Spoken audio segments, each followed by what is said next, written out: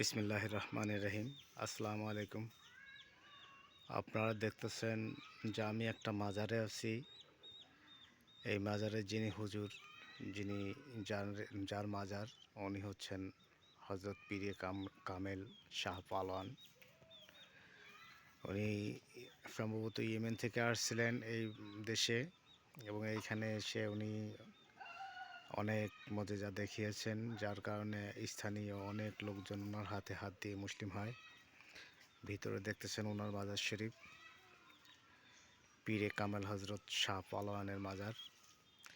এটা অবস্থান রাজবাড়ী জেলার বালিয়াকান্দি থানা, ইসলামপুর ইউনিয়ন শিকারা গ্রামে ওনার এই মাজার। রাস্তা, এটাই রাস্তা,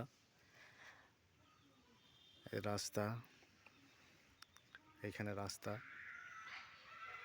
গেট এবং সামনেই মসজিদ করা হয়েছে।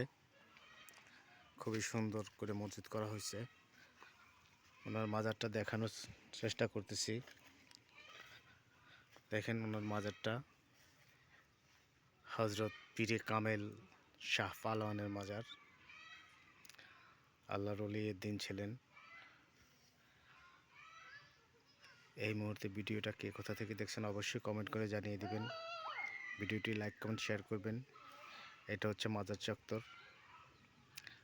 চত্বর এটা, এবং মসজিদটা অনেক সুন্দর করছে, সোনালী কালারের গম্বুজ করছে। দেখেন খুবই সুন্দর। শিকারা গ্রামে হজরত শাহ পালোয়ানের মাজার শরীফ, রাজবাড়ী জেলার বালিয়াকান্দি থানা, ইসলামপুর ইউনিয়ন শিকারা গ্রামে এই মাজারটা। আপনারা চাইলে এসে এইখানে দেখতে পারেন এবং সালাম জানাতে পারেন। আল্লাহর ওলিরা কখনো মরে না। আল্লাহ নিজেই কোরআনে এটা ঘোষণা করছেন, আল্লাহর ওলিরা জিন্দা।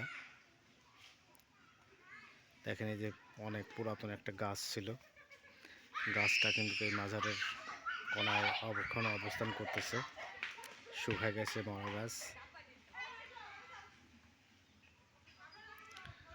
মাজার শরীফ হজরত পীরে কামেল শাহ পালোয়ানের মাজার, শিকারা গ্রাম।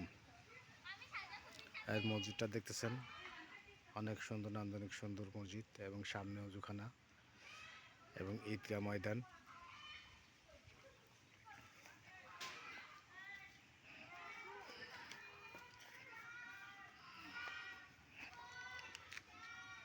মসজিদটা অনেক সুন্দর, দেখেন টাইলস করা এবং গ্লাস করা, সামনের গেটটা গ্লাস করা। এবং এইখানে আরও কিছু মাজার আছে, কিন্তু মূল যে মাজার সেটা হচ্ছে এইখানে হজরত পীরে কামেল শাহ পালোয়ানের মাজার।